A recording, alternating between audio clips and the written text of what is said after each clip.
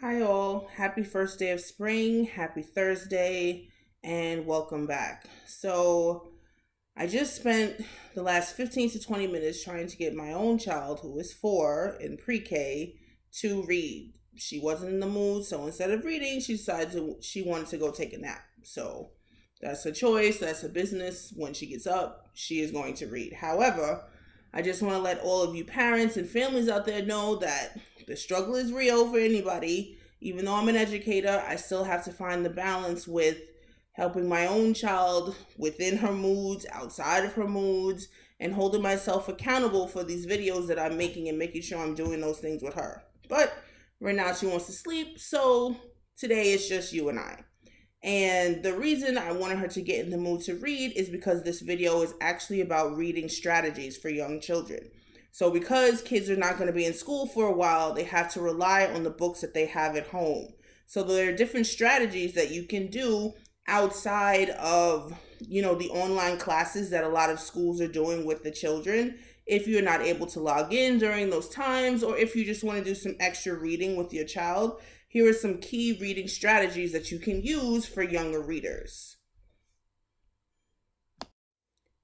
Now, in kindergarten, there are 4 main reading strategies. One of the first ones is point to the word. So I'm going to use this book called Look Out as an example of how you can make sure that your child is pointing to the words as they read. This is very important because oftentimes young children memorize the sentence or what they're reading and they're not really actually understanding what they're seeing. So if they point to the word, you can check to make sure they're actually reading the word that they see. For example, I would use my finger and tell my child to point at each word as you read.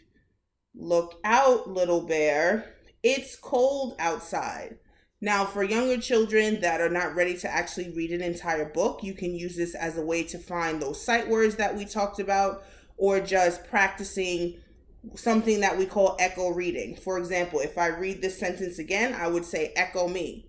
Look out, little bear. It's cold outside.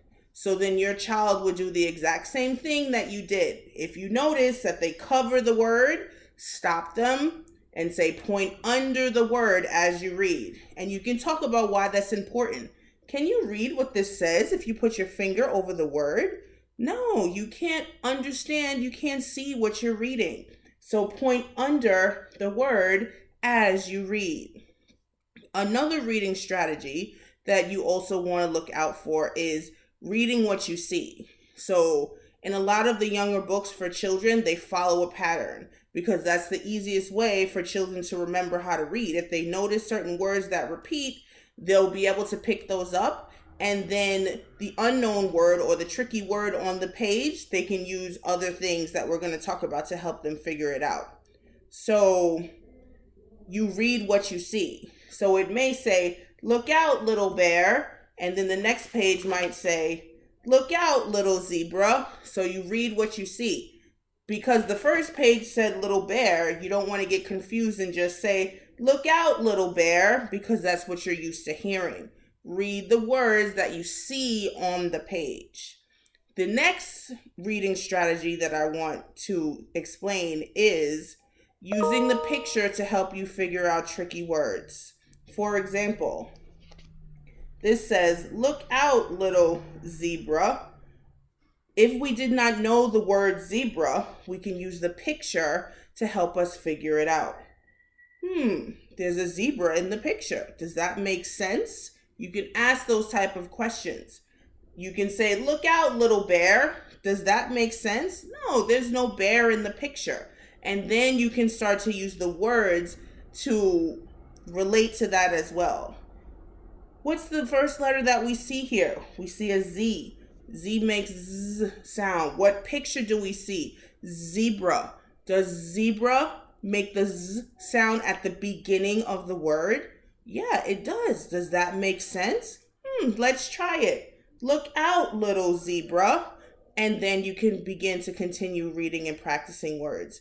As books get higher in the different reading levels, an important reading level skill is to learn how to sweep back to the left.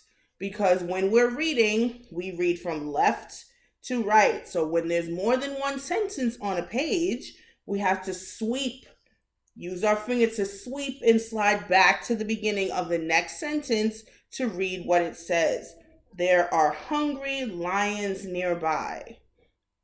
So, as I said before, those that are not ready for reading an entire book, use this time to have them point to different sight words and echo read with you. Look out, little crocodile. The water is so far away. There are lots of different ways that you can point to the word when you're reading a book. You can use your finger to point under the word. If your child is having difficulty remembering that, you can take a pencil and put little dots underneath, or maybe little circle stickers underneath, so they can point on those to remember to point under each word.